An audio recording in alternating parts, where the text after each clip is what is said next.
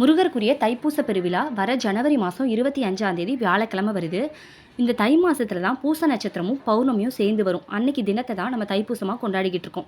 தைப்பூச தினத்தன்னைக்கு தான் இந்த உலகமே தோன்றுனதா ஒரு ஐதீகம் இருக்குது. இந்த தைப்பூச நாள் முருகனுக்கு உகந்த நாளாகவும் அதோட சிவனையும் குரு பகவானையும் வழிபடுறதுக்கு ஒரு சிறந்த நாளாகவும் இருக்குது. பல சிறப்புகள் மிகுந்த தைப்பூசத்தன்னைக்கு விரதம் இருந்து முருகரை வழிபட்டா கேட்ட வரத்தை கடவுள் கொடுப்பாரு, நினைச்ச காரியங்கள் நிறைவேறும் அப்படின்றது நம்பிக்கையாக இருக்குது. இந்த வருஷ தைப்பூச நாள் குரு பகவானுக்குரிய வியாழக்கிழமையில வருது. அதனால இந்த நாள் கூடுதல் சிறப்பு வாய்ந்ததாக இருக்குது. முருகப்பெருமானுக்குரிய முக்கியமான விரத நாளான இந்த தைப்பூசத்தன்னைக்கு உலகத்தில் இருக்க எல்லா முருகர் கோயிலையும் தைப்பூச திருவிழா கோலாகலமான முறையில் கொண்டாடப்படும். முக்கியமாக பார்த்தோம் அப்படின்னா பழனி கோயிலில் கிட்டத்தட்ட 2லிருந்து 3 லட்சம் பக்தர்கள் முருகரை வழிபாடு செய்வாங்க. தைப்பூசத்தன்னைக்கு காவடி தூக்குறது முக்கியமான வேண்டுதலாக இருக்குது. இந்த தைப்பூச நாள் எப்படி வந்தது அப்படின்றதுக்கு பல புராண கதைகள் இருக்குது. முனிவர்களுக்கு பல இடர்பாடுகளை கொடுத்து வந்த தாரகாசுரன் அப்படின்ற அசுரனை முருகப்பெருமான் இந்த நாளில் தான் வதம் செய்ததாக சொல்கிறாங்க. முருகப்பெருமான் வள்ளியை திருமணம் செய்ததும் இந்த நாள் அன்னைக்கு தான். அன்னை பராசக்தியின் மொத்த சக்திகளையும் உள்ளடக்கிய சக்தி வேலை வாங்கினதும் இந்த நாளன்னைக்கு தான். முருகப்பெருமானுக்கு தான் கொடுத்த சாபத்தை நீக்கிறதுக்காக பார்வதி தேவி முருகருக்கு காட்சி கொடுத்த நாளும் இந்த தைப்பூச திருநாள் அன்னைக்கு தான். ஞான பண்டிதனான முருகப்பெருமான் அவருடைய தந்தை ஈசனுக்கு பிரணவ மந்திர பொருளை உபதேசம் செய்ததும் இந்த தைப்பூச நாள் அன்னைக்கு. வள்ளியை திருமணம் செய்து வள்ளி தெய்வானை சம்மேதரா முருகப்பெருமான் காட்சி கொடுத்ததும் இந்த தைப்பூச நாள் அன்னைக்கு தான். தைப்பூச திருநாள் சிவன் பார்வதி தேவிக்கும் தொடர்புடைய நாளாக தான் இருக்கு. மார்கழி திருவாதிரை அன்னைக்கு சிதம்பரத்தில் சிவபெருமான் தனித்து நடனமாடியதை பார்த்த பார்வதி தானும் அதே போல ஆனந்த தாண்டவம் ஆடணும்னு நினச்சி பராசக்தி தனியாக ஆனந்த தாண்டவம் ஆடியதும் இந்த தைப்பூச நாள் அன்னைக்கு தான்.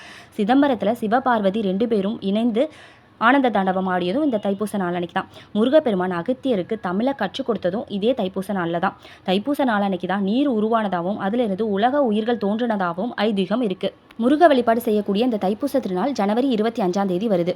ஜனவரி 24ஆம் தேதி இரவு 10:44 மணிக்கு துவங்கி ஜனவரி 25ஆம் தேதி இரவு 11:56 வரைக்கும் பௌர்ணமி திதி இருக்குது. அதே சமயம் ஜனவரி 25ஆம் தேதி காலையில் 9:14 மணிக்கு அப்புறம் தான் பூச நட்சத்திரம் துவங்குது.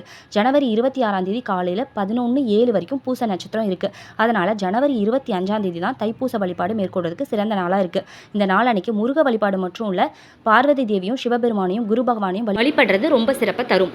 தைப்பூச விரத முறை எப்படி மேற்கொள்றதுன்னு பார்த்தோம்னா, தைப்பூசத்தன்னைக்கு அதிகாலையில் எழுந்து நீராடி வீட்டில் இருக்கக்கூடிய முருகப்பெருமான மலர்களால் அலங்கரித்து விளக்கேற்றி வழிபடலாம். அந்த அன்னைக்கு 3 வேளையும் பால் பழங்கள் மட்டும் சாப்பிட்டு விரதம் இருக்கலாம். முருகப்பெருமானுக்குரிய கந்த சஷ்டி கவசம், கந்த குரு கவசம், சண்முக கவசம், கந்தர் அலங்காரம், திருப்புகழ் அந்த பாடல்களை பாடி பாராயணம் செய்யலாம். இது எதுவும் தெரியாதவர்கள் எளிமையாக ஓம் சரவண பவ அப்படின்ற 6 எழுத்து மந்திரத்தை மட்டும் சொல்லி முருகனை வழிபடலாம். மாலையில் கோவிலுக்கு சென்று முருகப்பெருமான தரிசனம் செய்து பிறகு சந்திரனை தரிசனம் செய்து விரதத்தை நிறைவு செய்யணும். காலை மாலை 2 வேளையும் முருக ஆலயங்களுக்கு சென்று முருகனை வழிபாடு செய்தும் விரதங்களை மேற்கொள்ளலாம். இந்த தைப்பூச திருநாள் அன்னைக்கு விரதம் இருந்து என்னென்ன பலன்கள் பெறலாம்னா, தொட்ட காரியங்கள் எல்லாமே வெற்றியடையும். பிரிந்த தம்பதிகள் ஒன்று சேருவாங்க. குழந்தை வரம், திருமணம், ஆயுள், குடும்ப ஒற்றுமைன்னு எல்லாமே கிடைக்கிறதோட தைப்பூச முருகனுக்கு நடக்கக்கூடிய பூஜை அபிஷேகங்களை பார்த்தோம் அப்படின்னா சகல பாவங்களும் நீங்கும், தோஷங்கள் நீங்கும், நினைத்த காரியங்கள் கைகூடும்ன்றது நம்பிக்கையாக இருக்குது. தைப்பூச விரதம் அன்னைக்கு முருக பக்தர்கள் மார்கழி மாதத்திலிருந்தே 48 நாட்கள் விரதமும் இருப்பாங்க.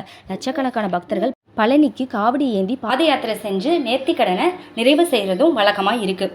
முருகருக்கு இணையான வேலை வழிபடுறதுனால வேலுண்டு வினை இல்லைன்றது ஐதீகமாக இருக்குது. அளவில்லாத பலன்களை தரக்கூடிய இந்த தைப்பூச திருநாள் அன்னைக்கு முருகரை வழிபாடு செய்து எல்லா வளங்களையும் பெறலாம். சரிங்க, சீக்கிரமே அடுத்த பதிவில் சந்திக்கலாம்.